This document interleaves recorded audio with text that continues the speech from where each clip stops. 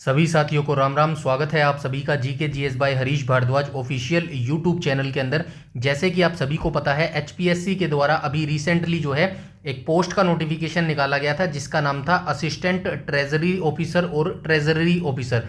ये दो प्रकार की जो है पोस्ट निकाली गई थी। इससे पहले जो है 2023 में जो है इसका नोटिफिकेशन निकाला गया था, लेकिन जो है इसको फिर से दोबारा से इसके फॉर्म जो है रीओपन किए गए थे अभी 2025 में। बहुत सारे बच्चों ने जो है फ्रेश बच्चे जो थे जिन्होंने ये फॉर्म को डाला था। अब जो है एचपीएससी के द्वारा अभी 1 या 2 दिन पहले जो है इसका ऑफिशियल नोटिस जारी करके जो है एग्जाम पैटर्न बता दिया गया है, यानी कि प्रोफेशनल डिटेल सारी बता दी है एचपीएससी के द्वारा कि कितने नंबर का जो है आपका क्वेश्चन पेपर आने वाला है, प्री में कितने बच्चों को क्वालिफाई किया जाएगा, नेगेटिव मार्किंग होगी या फिर नहीं होगी।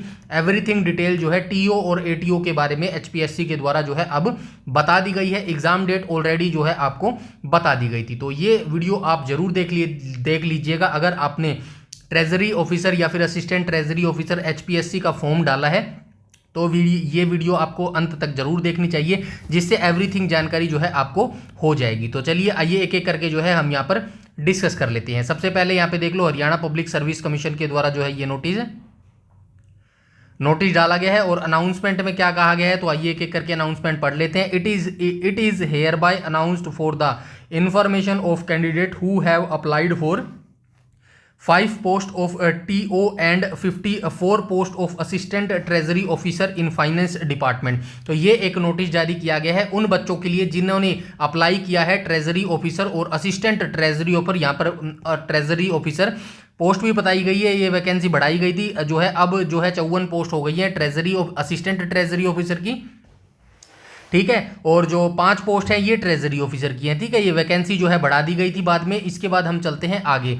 यहाँ पे क्या कहा गया है, हरियाणा अगेंस्ट एडवर्टाइजमेंट नंबर था 23/2023 कोरिडम डेटेड 8/8/2025 5 सितंबर 2025 announcement dated 18/8/2025 that commission had decided that paper 1 comprising of general knowledge including everyday science will as follow.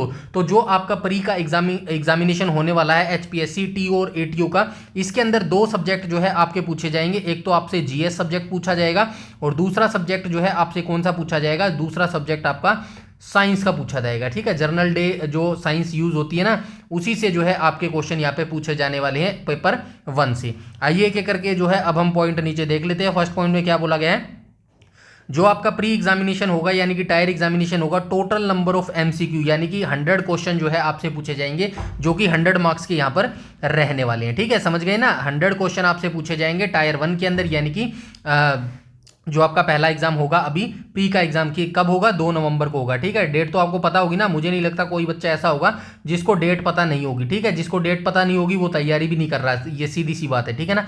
तो जो भी बच्चा तैयारी कर रहा है 2 नवंबर को यानी कि 1 नवंबर को हम हरियाणा दिवस मनाएंगे, उसके जस्ट अगले दिन जो है आपका एग्जाम ले लिया जाएगा। 100 क्वेश्चन आपसे पूछे जाएंगे जो कि 100 मार्क्स के रहेंगे और टाइम आपको कितना दिया जाएगा, तो 2 घंटे का जो है आपको इसके अंदर समय दिया जाएगा। All question carry equal marks, तो सभी क्वेश्चन जो है समान अंकों के रहेंगे, यानी कि 100 क्वेश्चन जो है वो 1-1 नंबर के रहेंगे। 100 के 100 क्वेश्चन 1-1 नंबर के रहेंगे, यानी कि 100 क्वेश्चन 100 मार्क्स के रहने वाले हैं। आगे हम चलते हैं नेक्स्ट पॉइंट में। यहाँ पे क्या कहा गया है, ई पॉइंट जो है काफी इंपॉर्टेंट है, थोड़ा सा ध्यान दीजिएगा। Each question will have 5 option, ठीक है। तो जितने भी 100 क्वेश्चन आपको दिए जाएंगे उन 100 के 100 क्वेश्चनों के जो है 5 ऑप्शन आपको दिए जाएंगे, ठीक है। आई होप आपको इसके बारे में पता होगा। 5 ऑप्शन आपको दिए जाएंगे, जैसे कि ए हो गया, बी हो गया, सी हो गया, डी हो गया और ई हो गया। ये 5वां ऑप्शन भी जो है आपको दिया जाएगा। The 5th option will be meant for a situation where a candidate intend to leave the question unattempted. अगर कोई क्वेश्चन ऐसा है जो आप नहीं करना चाहते, वैसे तो इसके अंदर नेगेटिव मार्किंग भी है, बट कोई क्वेश्चन ऐसा है जो आप नहीं करना चाहते, फॉर एग्जाम्पल जो है पहला क्वेश्चन ही जो है आप अटेम्प्ट नहीं करना चाहते, तो आप क्या करेंगे, ये जो 5वां गोला दिया है ना ई ऑप्शन का, इसको जो है आप ब्लैंक करेंगे, ठीक है। और ये करना बेहद जरूरी है। अगर आप ऐसा नहीं करेंगे तो भी जो है आपका 1/4 नेगेटिव मार्किंग जो है काट लिया जाएगा, ठीक है। वैसे तो नेगेटिव मार्किंग है 1/4 नेगेटिव मार्किंग, अगर आप कोई क्वेश्चन गलत कर देते हैं तो डेफिनेटली 1/4 नेगेटिव मार्किंग, यानी कि 4 क्वेश्चन जो अगर आप गलत कर देंगे तो एक सही वाला जो है आपको काट लिया जाएगा। अब ये कह रहा है कि भाई कोई बच्चा ऐसा है, फॉर एग्जांपल मेरे जैसा बच्चा है, मेरे जैसा बच्चा स्मार्ट दिमाग लगाता है, यार मैं तो क्वेश्चन ही अटेम्प्ट नहीं करता, कैसे नंबर कट जाएगा। तो भाई अगर आपने क्वेश्चन अटेम्प्ट नहीं करना चाहते तो ये पांचवा ऑप्शन जो है वो आपको जो है फिल करना पड़ेगा, अदरवाइज जो है फिर भी आपका जो है 1/4 नेगेटिव मार्किंग में काट लिया जाएगा अगर आप इन पांचों में से कोई भी ऑप्शन जो है सेलेक्ट नहीं करते हो। ठीक है, आई होप यहां तक चीजें जो है समझ आ गई होंगी। इसके बाद हम चलते हैं नेक्स्ट पॉइंट पर। नेक्स्ट पॉइंट में क्या बोला गया, 1/4 mark will be deducted for each wrong answer. तो इसके अंदर जो है नेगेटिव मार्किंग भी रहने वाली है। आपको पता चल गया होगा नेगेटिव मार्किंग का मतलब क्या होता है, यानी कि कोई भी क्वेश्चन जो है आप गलत करेंगे तो आपका जो है मार्क्स काट लिया जाएगा। 1/4 नेगेटिव मार्किंग है, वैसे कोई ज़्यादा नहीं होती, ज़्यादा बड़ा इशू नहीं होता। 1/4 नेगेटिव मार्किंग का ये होता है कि 4 क्वेश्चन जब आप गलत करेंगे ना तो एक सही वाला जो आंसर है वो आपका काट लिया जाएगा। मोटा मोटा ये चीज़ है, आप समझ लीजिएगा। ठीक है, इसके बाद हम चलते हैं आगे। आगे यहाँ पे ये क्या कहने की कोशिश कर रहा है, in case a candidate neither attempt a question nor darken the 5th option bubble then 1/4 वाल mark will be deducted for each such question. तो वही बात इसने यहाँ पर लिख के बता दी है जो मैंने ऊपर बताई है। मतलब नेगेटिव मार्किंग है, कोई अगर आप क्वेश्चन गलत करेंगे तो डेफिनेटली आपका 1/4 जो मार्क्स है वो काट लिया जाएगा, यानी कि 1/4 मार्क्स का मतलब है 0.25 मार्क्स। ठीक है, काट लिया जाएगा। अगर जो है कोई क्वेश्चन आप अटेम्प्ट नहीं करते हैं तो आपको लगता है यार कि मैं अटेम्प्ट नहीं करूंगा ना तो मेरा जो है नेगेटिव मार्क नहीं लगेगा, कटेगा नहीं, उस केस में जो है आपको ये पांचवा ऑप्शन जो है ना, ई ऑप्शन, ये फिल करना पड़ेगा। अगर इन पांचों में से कोई भी जो है ऑप्शन अगर आप फिल नहीं करते हैं तो भी जो है आपका एक 1/4 जो नेगेटिव मार्किंग है ना वो काट लिया जाएगा। दोनों केसों में जो है 1/4 नेगेटिव मार्किंग आपका काट लिया जाएगा। सिंपल शब्दों में कहूं तो आपको ये करना है, फॉर एग्जाम्पल पहला क्वेश्चन है, आपको चारों ऑप्शनों में से कोई पता है, मतलब पहले का आपको पता है कि ऑप्शन जो है ए करेक्ट है तो आप ए भर देंगे। अगर आपको लगता है भाई मैं इस क्वेश्चन को नहीं अटेम्प्ट करना चाहता या फिर मैं जो है नेगेटिव मार्किंग नहीं लेना चाहता तो आप क्या करेंगे, ये पांचवा ऑप्शन है ना, जो पांचवा गोला ई ऑप्शन, इसको फिल कर देंगे। सिंपल सी ये चीज है। ठीक है, अब हम चलते हैं नेक्स्ट पॉइंट पर।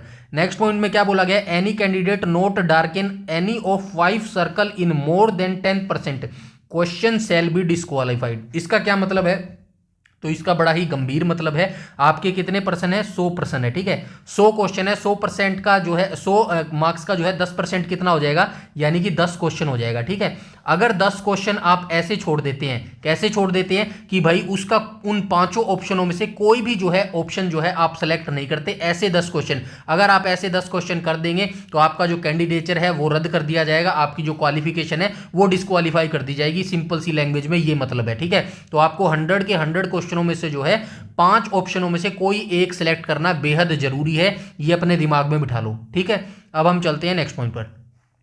नेक्स्ट पॉइंट में क्या बोला गया है, the question paper will be English and Hindi language. तो पेपर जो है ना आपका, पेपर लैंग्वेज, यहां पे लिख देता हूं पेपर लैंग्वेज।